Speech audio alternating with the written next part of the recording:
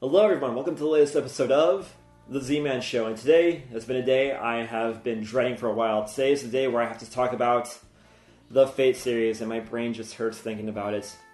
I'm being facetious here. Fate is a very popular series. It's a very popular multimedia franchise with a ton of content to get through. It started out as a visual novel with porn at that, then it eventually blew up in popularity thanks to anime such as Fate Stay Night and Fate Unlimited Blade Works. It has manga, it has video games, and it has mobile games that make someone a lot of money. These days, Fate is mostly known for the mobile game Fate Grand Order, which, like I said, makes someone a lot of money. It's a gacha game in the same vein as titles like Grand Blue Fantasy or Fire Emblem Heroes. Those games are pretty popular. Maybe I should make Z-Man gacha games. But again, the Fate series, it's been around for a while. There's a ton of content to get through to the point where I'm kind of intimidated to get into it. I've seen the characters here and there on things like anime forums, anime conventions, and in places like Akihabara. For me personally, I got introduced to the series through the game Melty Blood, which actually isn't a part of the Fate universe, but is a part of the Tsukihime universe, which is a part of the Greater Nasu universe with Fate.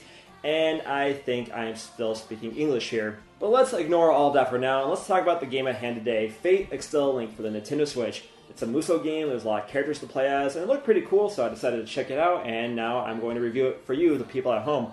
So let's just open up the copy of Fate Extella Link for the Switch, put it in the Nintendo Switch, and there's a manual.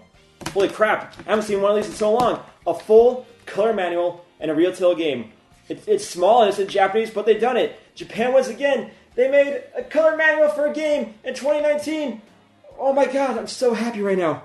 Japan, you win again. All hail the color manual!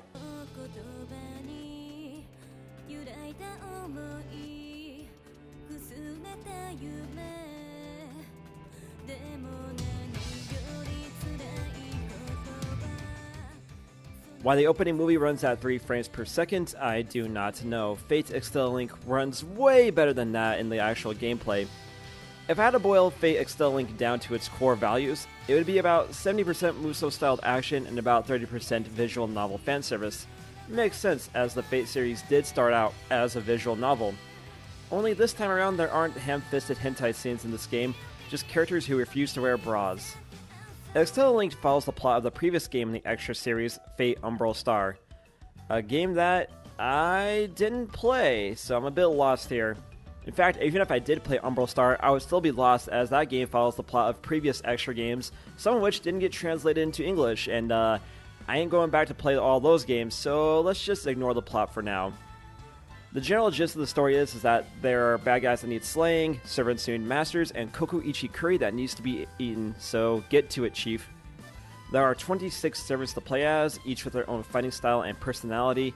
There's a lot of character interaction here between the servants and the player themselves, and that's right, in the Fate universe, these badass-looking characters need a master, and you're the master this time, chief. You can be a boy or girl whose base name is Hakuno Kishinami. I decided to be a girl because why not? As the story is told through his or her eyes. As a framing device, it works. If you're into Fate, you're going to love all the talking to the servants and leveling up your bonds. For me, personally, I was pretty lost the whole time, but I did enjoy all the anime waifus. As for the gameplay, it is solid Warriors action. You have a weak attack and a strong attack, as well as special moves that are on a timer. The blue bar at the bottom of the screen activates Moon Drive, which is essentially a super mode that makes special moves recharge faster, and then you gain usage of a super special Moon Drive super move. And if that wasn't enough, there's an ultimate limit break attack that has a cinematic cutscene that lays waste to all who dare to be around your player character. A fun challenge in the game is to see how high of a combo you can get in an area. My personal best is 700.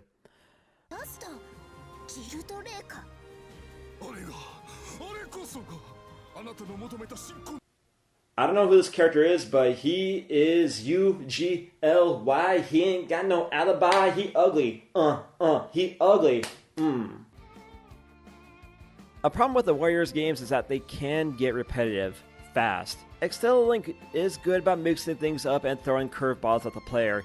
Frequently in missions, new targets will appear, various time challenges will show up, and each servant has their own bond objectives, so you can do that to level up your relationships with your servants. In this world, bonds means sex. sucks. With so many characters to play as, it's nice that you can pour money into your characters to level them up outside of battle, and there is a lot of money to go around. Passive skills are easily unlocked in battle, and I haven't had any issues with running out of them. It's like the developers wanted to make Fate Extella Link not annoying as possible to play. And that's good, considering most anime games I've played on this channel were made with the express intention of annoying the absolute piss out of me. And that's another thing Fate Extella Link is good at, rewarding the player. After every mission, depending how well you play, you get a lot of extra skills to use for your characters. Doing the sub-missions increases the bonds that unlock extra outfits for your characters. It's a nice way of motivating the player to see the bonds max out, but why would I replace Nameless's sweet mullet? Personally, of all the characters, I like Nameless for the mullet factor and Gawain because he's basic. In a series like this, basic ain't a bad thing. I haven't had a character that I actively dislike to play, so that's good for a Muso-styled game. A lot of the missions can be replayed, and there are alternate paths to take in the story mode, so you can go back and get more grinding experience and level up your bonds even more with some of your weaker characters. So there's always something to do in Fate Extella Link. Damn it, game, I'm in a groove. Stop putting pop-ups everywhere. It's like eating a really nice dinner then having to stop eating to watch an ad. Alright, this is dinner. Homemade ramen. And a kimchi bowl to go along with it. Very carb heavy, but it is vegetarian, not vegan because I have eggs in here. But it is very good, and I would love to chow down, but unfortunately though, I gotta wait for the ad. Also have to wait for this to cool down because it's actually really goddamn hot right now. But that's what it's like playing Fate Extella Link at times, waiting for stuff. Oh well, it'd be like that sometimes. If I had one complaint about Fate's gameplay is that they constantly break flow to show you another tutorial or to show another servant entering the arena or to show the really nice crochet Pokemon that Nero made. Nero, your works are nice, girl, and I would love to see them, but not when there are bad guys to kill. It isn't much of an issue later in the game, but early game was really annoying having these things constantly popping up and breaking the flow. Maybe I'm just making mountains out of molehills here, but that was my one major complaint with the game. Remember kids, in an action game, don't break flow. Only break flow after a boss has been defeated when players have a chance to relax and unwind after a very tense battle, not during the tense battle itself. The camera in this game also kind of sucks at times. It can be pretty whack at times. Even with that issue aside and my own personal issue of not knowing what the hell's going on in the Fate series, Fate Extella Link is fun. It's a perfect game to turn your brain off to and take out many bad guys. I know reviewers in the West don't particularly care for Warriors games or anime-inspired games, but I dig them. Japan loves Muso-style games, similar to how the West loves military shooters. Muso games are great for franchises that have a lot of characters, that way fans can play as their favorite heroes and go to town on a bunch of mindless mooks. We've seen this in other Muso games before, and I'm sure we'll see more in the future. The graphics and voice acting are really nice, gotta put all that gacha money to good use beyond company parties and soapland crawls. If you're expecting another half-assed Warriors/Muso style game for the Switch based off of a licensed property, you are sadly mistaken. Or maybe you're happily mistaken, because this game is actually a lot of fun. Fate Extella Link is a solid experience that fans of Fate will adore, and fans of Muso style gameplay will also enjoy. It's a nice game that runs well, looks good, and plays fine to boot. Now all we need is that Melty Blood Switch port and we can call it a day.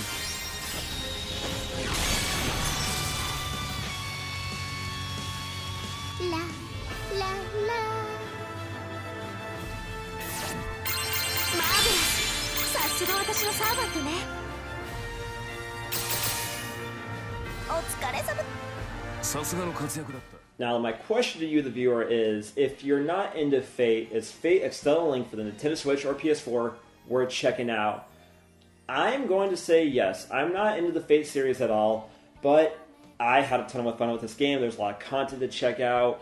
The gameplay is really solid, and it runs at a pretty solid frame rate on the Nintendo Switch. There's some other things here, like I didn't know there's a multiplayer mode, which is player versus player, but I couldn't get into any matches.